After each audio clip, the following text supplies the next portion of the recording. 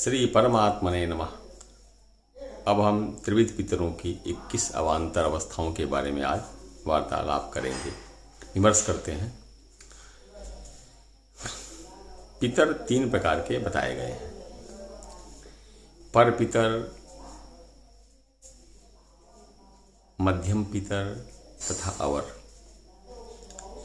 यही तीनों पितर क्रमशः नांदीमुख, पार्वण तथा प्रेत शब्दों से कहे जाते हैं। सर्वप्रथम उच्च स्तर नांदी का है, द्वितीय स्तर है पार्वण पितरों का और सबसे निम्न स्तर है प्रेत पितरों का। नांदी मुख पितर जो हैं वे द्युलोक में निवास करते हैं और वे प्रधान पितर कहे गए हैं। वे द्युलोक में प्रतिष्ठित हैं, अतः इनको दिव्य पितर कहा गया है। ये दिव्य पितर सर्वोच्च लोक में उपस्थित होने के कारण पर पितर अथवा दिव्य पितर नाम से कहे जाते हैं। अब इसके अनंतर द्वितीय स्थान आता है पार्वण पितरों का। पार्वण पितरों की जो मूलतः प्रतिष्ठा है अथवा अवस्थिति है वो अंतरिक्ष में है। अंतरिक्ष में ऋत तत्व प्रधान या वायु प्रधान जो अंतरिक्ष की अवस्था है,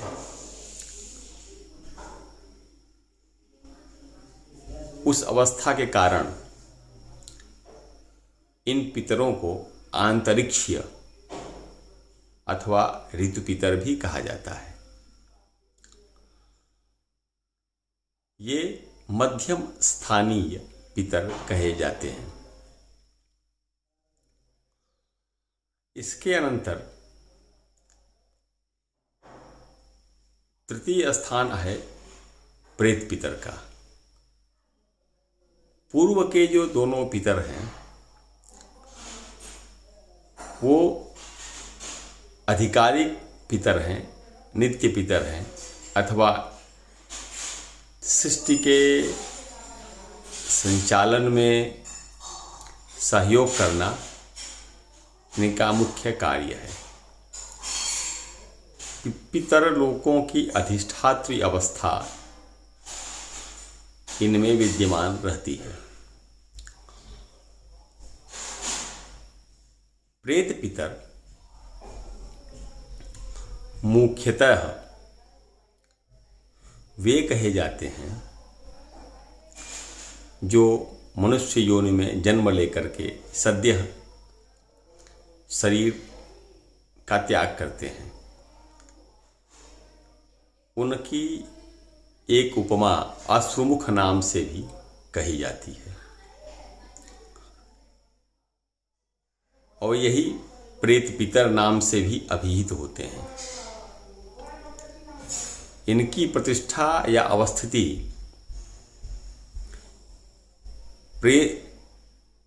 मूलतः पृथ्वी लोक में विद्यमान है। पृथ्वी लोक में इनकी उपस्थिति होने से और शरीर त्याग के बाद इनकी अवस्था प्राप्त होने के कारण ये कर्म पितर कहे जाते हैं। कर्म के अनुसार कर्म भोगने वाला जीवात्मा तत् योनियों में आता रहता है, जाता रहता है, कर्म का भोग करता है। इस भोगावस्था के परिणाम स्वरूप भोग के क्षय होने से उनका शरीरांतर होता है। अतः शरीर के त्याग के अनंतर जो महत तत्व है, जो सोम तत्व है, उससे अवच्छिन्न यह जो पितर है या पितर प्राण है, जो प्रेत पितर में रहता है, वह ऊपर की ओर जाता है। तो ऊपर की ओर जाने से, प्रइत ऊर्ध्वगामी होने से, प्रइतः व्युत्पत्ति के अनुसार प्रेत शब्द से व्यवहृत किया जाता है।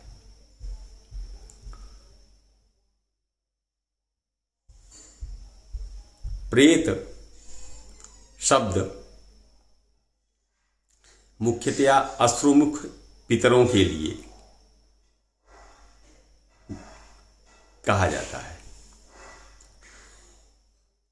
शरीरांतर करने के बाद मनुष्य जीव जब पृथ्वी की पार्थिव कक्षा में रहता है, तब तक इसकी स्थिति विपरीत रहती है।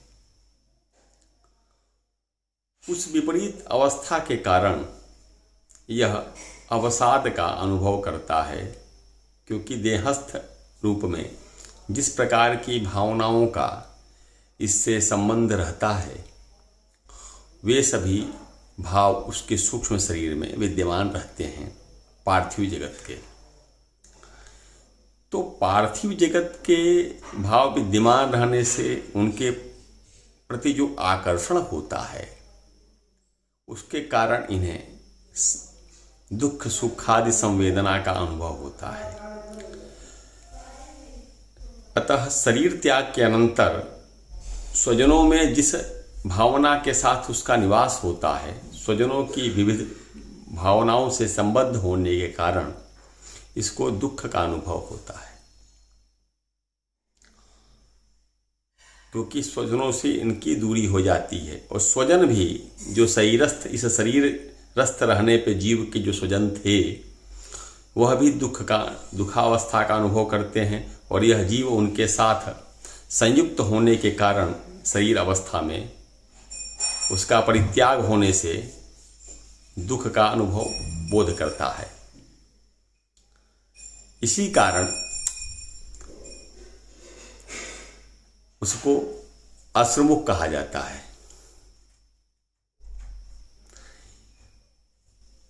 विविध श्राद्ध संस्कारों के संपादन से उनकी प्रवृत्ति जब शुद्ध होने लगती है, ऊर्ध्वगामिता होने लगती है उनकी प्रवृत्ति में, भावों में, तब शनय शनय वे पार्थिव आकर्षण से मुक्त हो जाते हैं,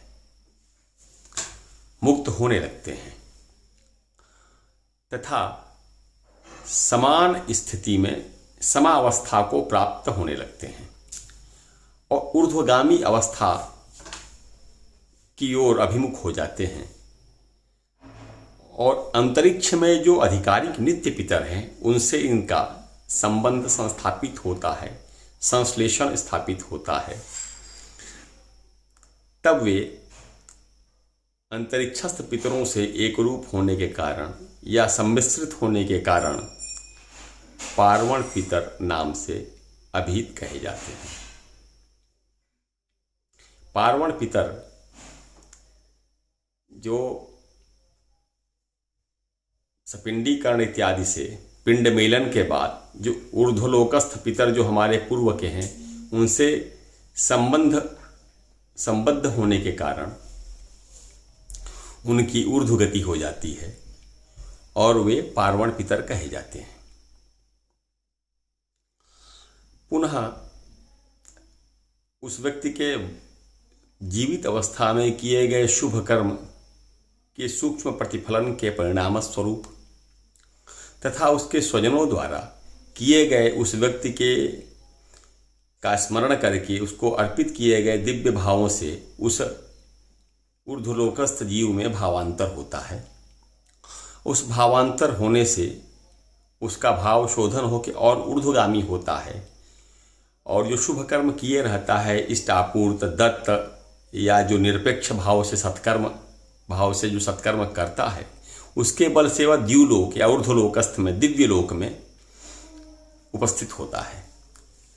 और वहाँ जो नित्य आनंद में रहने वाले जो पितर हैं, उनका नाम नांदी मुख है, जो दिव्य भावापन्न है, उनसे एकता का अनुभव करता है।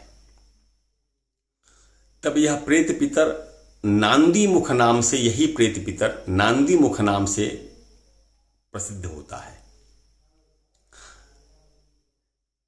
दिव्य लोकस्थ होने पर इसकी पार्थिव जो समस्त वासनाएं होती हैं, शिथिलता को प्राप्त होने लगती हैं। पार्थिव आकर्षण अत्यंत शिथिल हो जाता है, उसकी संस्कार, उसकी वासना क्षय को प्राप्त हो जाती है। अतः दिव्य आनंद का वह अनुभव करने के कारण उन नांदी मुख पितरों से एकत्व की अवस्था को उपलब्ध कर लेता है। इस प्रकार पितरों की ये त्रिविध अवस्थाएं होती हैं। जो